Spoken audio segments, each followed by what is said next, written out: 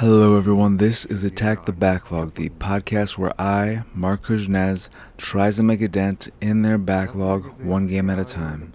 This is episode 8, Never Alone, a side-scrolling puzzle platformer where you play as a young Alaskan native girl who is trying to save her village after an onslaught of blizzards just keeps coming one after another. It's prevented their villagers from hunting and whatnot, so she decides to go out in the middle of this blizzard and try and find out why it's happening and stop it. Bad things ensue on her journey, but over the course of a little over 2 hours, you find out what is creating this blizzard, a giant Iceman who has like a hammer chisel thing and is just smashing a wall for seemingly no reason other than to create this blizzard. You run into who seems to be an evil regular person who sets your village on fire, if I remember correctly, and also a polar bear who chases you. There are a few sections that involve you being chased. The thing about Never Alone is that I can really appreciate what it's trying to do. It's very admirable to try and create a game around this culture and celebrate this culture that very few people know anything about. I can appreciate that. But it doesn't matter when the game it's centered around is bad. Never Alone is a bad game with usually pretty simple puzzles, but sometimes some really dumb ones, and bad platforming. It does not feel good to move around in this environment, and it sucks because I really wanted to like this game, and what it wants to do I really want to take in, but how unenjoyable the game and the experience was made me not even care about the culture it was celebrating, or at least made me not want to really invest too much time in the game, because in Never Alone you come across these owls during your playthrough, and most of them are along the main path. A few of them you have to venture a little off of the path to find, but when you find these owls, they unlock insights in the game, which are these short little videos that show you and tell you a little bit about their culture, and that's really cool. It's a great learning tool if the game wasn't terrible. Every time I would get those, I wouldn't stop to watch them. I would just want to keep playing, because for me, pretty early on, I realized that I did not enjoy this game at all, and I just wanted to get through it as quickly as possible. I wish I could just watch all of the videos lumped together, and maybe they have those on YouTube or something, because I would just much rather experience all of that than deal with the game. Which is sad, because I think there could have been something really special here if the game itself wasn't so terrible. The jumping just feels bad.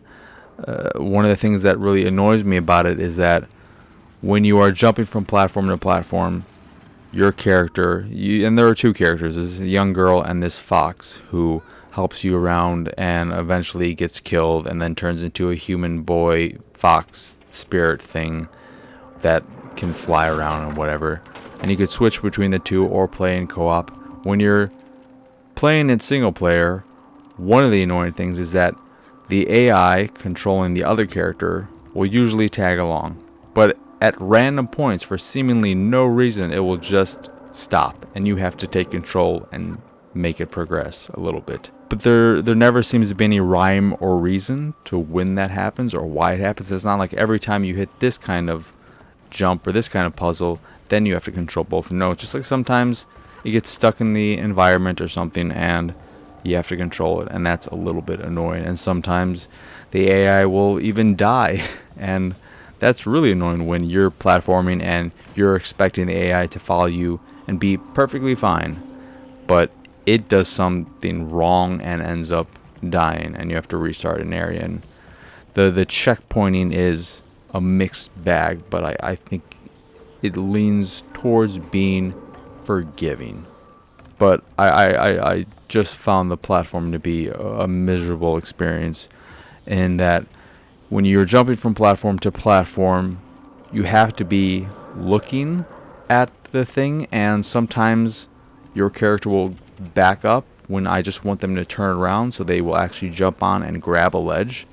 And if they are jumping up and their back is towards a ledge, they're not going to grab it, which I guess makes sense, but at the same time, they can be really finicky about whether or not they turn around or not, and sometimes I have to move a few feet past somewhere I want to jump and then turn around from there, because I need to have that cushion for her to turn around, and that's a bit frustrating. And the jump itself doesn't feel that great. It's a little bit floaty, but it just doesn't feel that good. And there are bugs in the game where characters get stuck on geometry and you have to restart the nearest checkpoint. The game crashed on me twice, maybe 3 times when I was trying to watch the insights. That was another reason why I didn't bother with the insights, because trying to watch them made the game crash multiple times. And I'm playing on Xbox One. I don't know if this is the same experience on all platforms, but that was annoying. And they have these sections where you're being chased by either the polar bear or the man or the giant. I can't remember if the giant actually chases you. I think he does, but it's more of just a blizzard, a very thick bit of snow that is chasing you.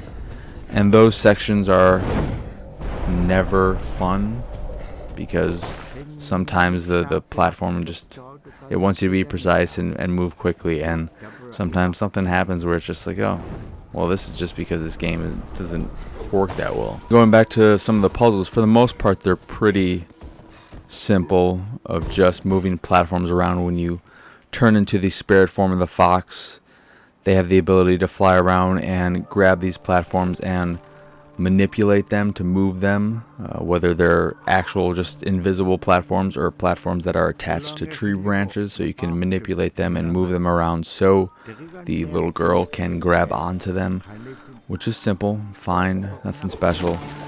But then there are also these bits where you have to break ice or logs on fire or things like that with this, I don't know, boomerang thing that the girl has. I think it's called a boca or something, and you fling this by holding back on, I believe it was the right analog stick, and then pushing forward. But trying to throw it accurately is way more frustrating and difficult than it should be. It's not so difficult that you can't do it, it's just that it's something that you would think would be pretty easy, like flinging birds in Angry Birds or something.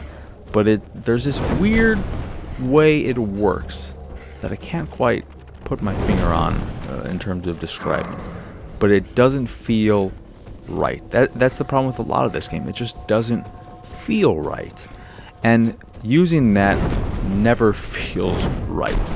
And there are times where you have to throw it when you're being chased or stuff like that, and you don't have a lot of time to deal with the intricacies of it, and it becomes a pain in the ass. It just doesn't feel good. And then one of the puzzles that was really dumb was when you're being chased by the polar bear and you end up in this room where you're locked in it, because after the polar bear runs in there, a bit of ice or a bunch of snow falls and collapses in the space where you walk through the doorway. And there's a platform on the top that you can't reach, but your fox can, because the fox can do a little bit of wall running and jumping. You get up there, you move to the other side to distract the polar bear, and then you go back up so that it doesn't eat you. And for a few minutes I was not really sure what I was supposed to do. And eventually you realize, okay, you go back down, you switch characters to the girl, you get down and piss off the bear, and then you hop back up before it can charge you, and then it hits a wall and then makes part of the room break up, and you just do this a few times and you'll be good to go. But I didn't find that to be telegraphed all that well. It just ended up being a real disappointment. I did play the DLC, the Foxtails DLC, which is about 45 minutes of additional content, more of the same. You're not using the bokeh. This time you are chasing after a mouse and then come across a giant mouse at around the end of it where it is trying to eat you. And it's just more of the same, which is not a good thing. It adds 5 additional insights. There were 24 in the main game, so you have 29 little videos telling you about this culture, which are cool, but I watched very few of them because with how bad the game was, I had no interest in staying in the game at all. The most fun I had with the game was when I finished it and was able to delete it, which is not something I like saying, but it's the truth. I really found the majority of the game to be a miserable experience, and after probably 15 minutes or so, I was just looking forward to it ending. If this was a 6-8 hour game, I don't know if I would have stuck with it because it was not fun, and it didn't do anything interesting with the platforming or the puzzles. So it wasn't doing anything interesting. It didn't feel good. And all I could say about it on the positive side is that it is celebrating this culture that we really don't know much about, most people. And that is something I can appreciate. That is admirable. That is something I like to see in games and I would like to see more of.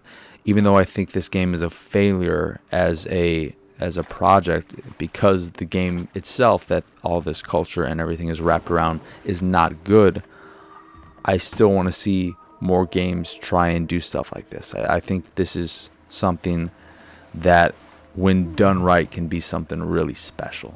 And Never Alone just isn't special. It is a game that I never want to play again. But, you know, you can't win them all. And Never Alone is just one of those cases where you really want to love a game and you don't.